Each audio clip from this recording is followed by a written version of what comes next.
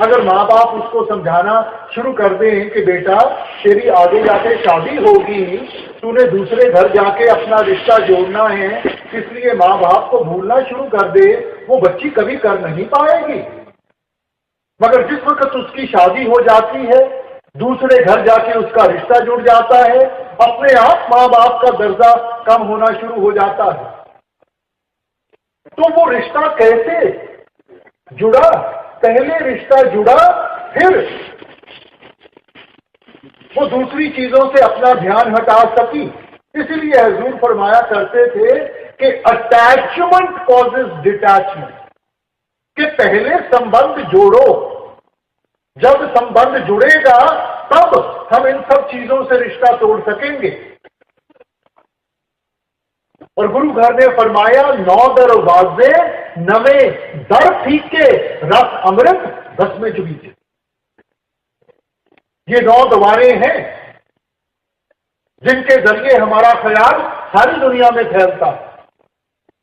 तो आप फरमाते हैं कि जब हम वो भजन बंदगी में लगेंगे, इस ख्याल को एकाग्र करेंगे और ऊपर की तरफ यहां लेकर जाएंगे, यहां आंखों के पीछे टकाएंगे, वहां हमें वो अमृत रूपी रस हासिल होगा। उस रस को इंसान पिएगा तो कल आपने फरमाया मन पीवे पाए सुभाए रे, उसको पीता है, वो इसको भाता है, इसको अच्छा लगता है, तब ये सहज अवस्था की तरफ जाता है, तब दुनिया के रंग तमाशे फीके पड़ते हैं। जब इसको असल चीज हासिल हो जाए तो फिर ये दूसरी चीजों की तरफ ध्यान नहीं देगा। 9 दरवाजे नवे दर फीके, अब अमृत 10 में चुबीचे। जब वो रस हासिल हो गया तो दुनिया के सब रंग तमाशे फीके पड़ जाएंगे। इस वक्त जब हम रूहानियत में कदम रखते हैं, क्योंकि सत्संग में ये चीजें समझाई जाती हैं कि हमारे लिए क्या अच्छा है क्या बुरा है, हम सोचते हैं कि चलो मन को जबरदस्ती इनसे हमने दूर करना है, मगर जबरदस्ती करेंगे मन रिएक्ट करेगा और उतना जोर पकड़ के दोबारा उन्हीं चीजों की तरफ भागेगा। इसलिए हमने ऐसा रास्ता अपनाना है कि भजन बंदगी शुरू करें। जैसे जैसे भजन सिमरन में बैठेंगे, अंदर से वो रस आएगा, उस रस के साथ अपने आप हमें अंदर से वो प्रेरणा मिलेगी, ताकत मिलेगी कि हम इन चीजों को पीछे छोड़ सकें। सो एक सिस्टमैटिक अप्रोच होनी चाहिए। ये नहीं कि आज से मैंने ये नहीं करना, ये नहीं करना, ये नहीं करना। देखो छोटा बच्चा है ना, सारा दिन उसको माँ बाप कहते रहे कि ये नहीं तेरे लिए अच्छा, ये नहीं अच्छा, तो वो थक हार के बच्चा कहेगा फिर मैंने करना क्या है। मगर सुबह उठता है, आप उसको स्कूल भेज दो, वापस आता है, थोड़ा सा वक्त खेल में गुजार ले, फिर बैठ के होमवर्क कर ले, फिर कोई हॉबी ले ले, और सारा दिन उसका ऐसे गुजर जाता है कि रात को जब बिस्तर पे लेटता है 2 मिनट में सो जाता है। तो वैसे ही हमने बड़ा पॉजिटिवली आगे चलना है और इस चीज के ऊपर ध्यान देना है कि हमने क्या करना है। और जैसे जैसे वो करेंगे रस आएगा, तभी हम मन को इन चीजों से निकाल के उस असल भक्ति के साथ जोड़ सकेंगे, जबरदस्ती से नहीं। इसलिए आपने फरमाया धुन वाजे अनहद घोड़ा मन मान्या हर रस मोरा। जब उस धुन को सुना, मन उसमें इतना मस्त हो गया, वो धुन जिसको अंग्रेजों ने म्यूजिक ऑफ द सफीर कह के बयान किया, वो धुन जो आकाश से आ रही है, मुसलमान भाई उसे बांगे इलाही, बांगे आसमानी कह के बयान कर देते हैं। वो बांग जो खुदा के घर से आ रही है, उस धुन को जब इंसान सुनेगा तब ये मन दुनिया ऐशो इशरत को छोड़ के उस मालिक की भक्ति को अपनाने के लिए तैयार होगा। इसलिए आपने फरमाया बिन गुर शब्दे मन नहीं ठौरा। उस शब्द के बगैर इसको तृप्ति नहीं आएगी, ये हमारे काबू में नहीं आएगा। हम चाहे जितना मर्जी साधनों को ना लें। इसीलिए संतों ने कहा मन जीते जग, कि जिन्होंने मन की लड़ाई जीत ली वो ही जिंदगी में सफल हो पाएंगे, और जो मन के अधीन होकर ही रह गए उनको कोई सफलता नहीं मिलेगी। और कबीर साहब भी यही सोच हमारे सामने रखते हैं। कबीर मन मरकट भया नेक न धुन पते आए, सत नाम बांधे बिना जित पावे तित जाए।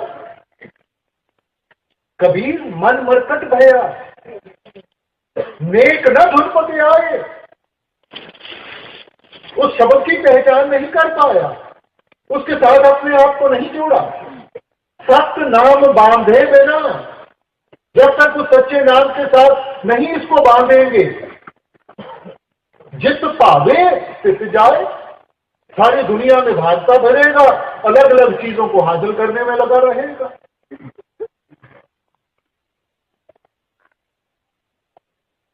इसलिए समझें, देखो पुराने जमाने में ऋषि मुनि आए, उन्होंने मन को काबू करने की कोशिश की, और ये सोच थी कि देखो मन इन चीजों को चाहता है, तो अगर हम मन को इन चीजों से दूर ले जाएं तो मन इनको बार बार देखेगा नहीं, इस मन की चाहत कब आएगी। तो आपको क्या, आप जंगलों पहाड़ों में चले गए, सारा कुछ त्याग के जंगलों पहाड़ों में चले गए, तो क्या मन कभी आ गया? वहां बैठ के जितनी भी आपने जो कुछ भी किया उसके साथ रिद्धियां सिद्धियां जरूर मिल गई, मगर मन ने तो जब अपना नाच नचाया, इतिहास खोल के देखें, किसी को काम ने मार गिराया, किसी को क्रोध ने मार गिराया, मन तो फिर काबू में नहीं आया, क्योंकि मन तो जहां भी जाएंगे मन साथ में जाएगा। और क्या छोड़ा फिर आपने? वहां जाकर भी रोटी तो फिर भी चाहिए थी, सिर ढकने के लिए छत फिर भी चाहिए थी, बदन ढकने के लिए कपड़े तो फिर भी चाहिए थे। अपनी मेहनत की कमाई छोड़ी, दूसरों के ऊपर मोहताज हो गए, उनसे मांग के खाना पड़ा तो उनके भी कदम उठाने पड़े। छोड़ा क्या फिर? आजकल के दौर में नई फिलॉसफी आ गई, वो दूसरी तरफ पहुंच गई। उन्होंने कहा मन ये सब चीजें मांगता है तो मन को देना शुरू कर दो। उनकी ये सोच थी कि कहीं ना कहीं तो मन इन सब चीजों से थक जाएगा। देखो छोटा बच्चा है ना, उसको कोई चीज पसंद है, उसको देते जाओ,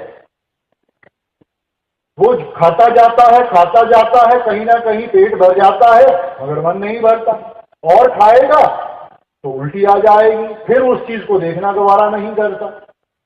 मगर वो भी इस मन की ताकत को पहचान नहीं पाता, क्योंकि मन तो एक अंधा कुआं है। जितना मन को दोगे उतनी ही मन की चाहत और बढ़ेगी। देखो राजे महाराजा आए, कितनी धन दौलत इकट्ठी की, क्या उनकी भूख मिट गई? इतनी औरतों की जिंदगी बर्बाद कर दी, क्या उनकी प्यास खत्म हो गई? बड़े बड़े डिक्टेटर आए, उन्होंने सारी हुकूमत एक मुट्ठी में बंद करने की कोशिश की, क्या उनकी भूख मिट गई?